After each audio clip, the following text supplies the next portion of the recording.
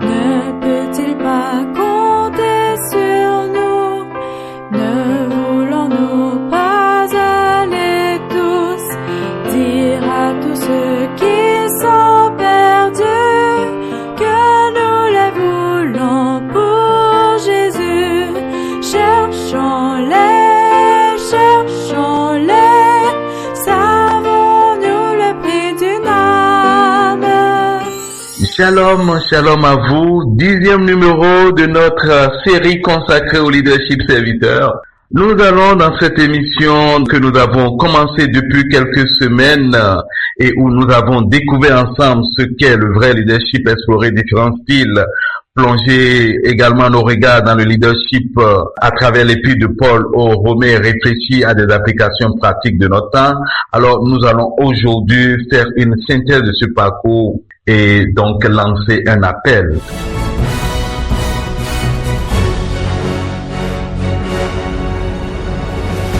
C'est possible que nous continuions toujours dans cette thématique après ces 10 émissions, mais quoi qu'il en soit, passons déjà au bilan. Nous vivons dans une époque où le pouvoir, la performance et la visibilité sont souvent valorisés. Pourtant, le leadership serviteur nous rappelle une vérité profonde. Le vrai leader est d'abord celui qui sert. Alors, que retenons-nous de ce voyage sur le leadership serviteur?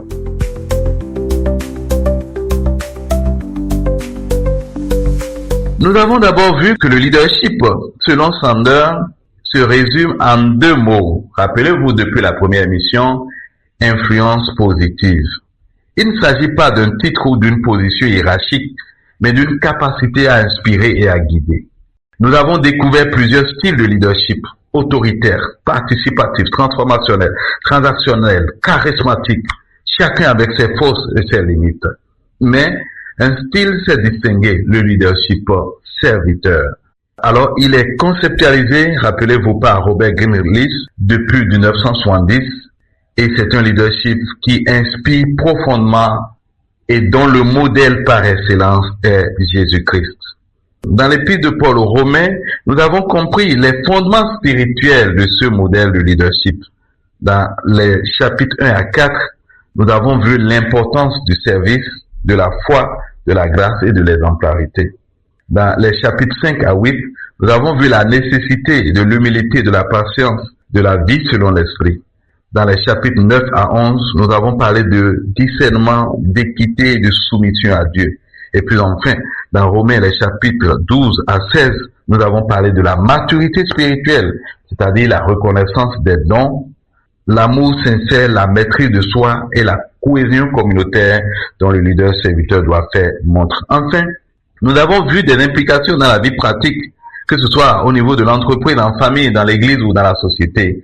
Le leadership serviteur valorise la personne avant la performance, le bien commun avant l'intérêt individuel. Et comme l'affirme Greene List, le test du vrai leader, c'est de savoir si ceux qu'il sert deviennent eux-mêmes plus libres, plus autonomes et meilleurs qu'avant.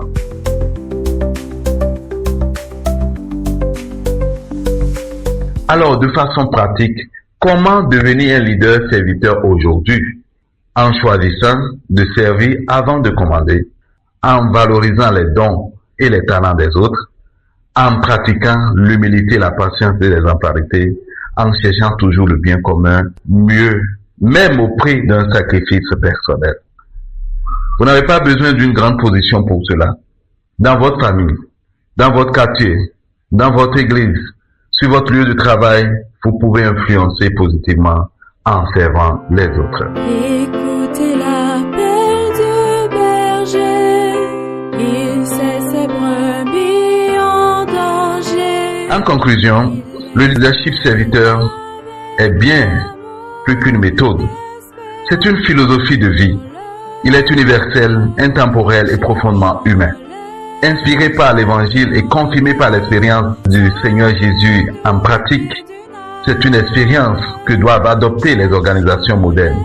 Il constitue un modèle de leadership durable, capable de transformer non seulement des équipes, mais aussi des vies et des communautés. Choisissons le leadership serviteur.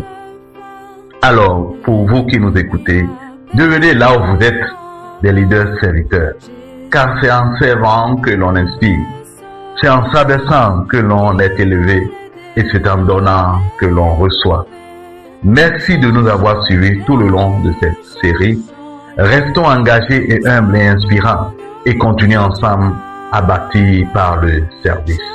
Demeurez bénis. Shalom.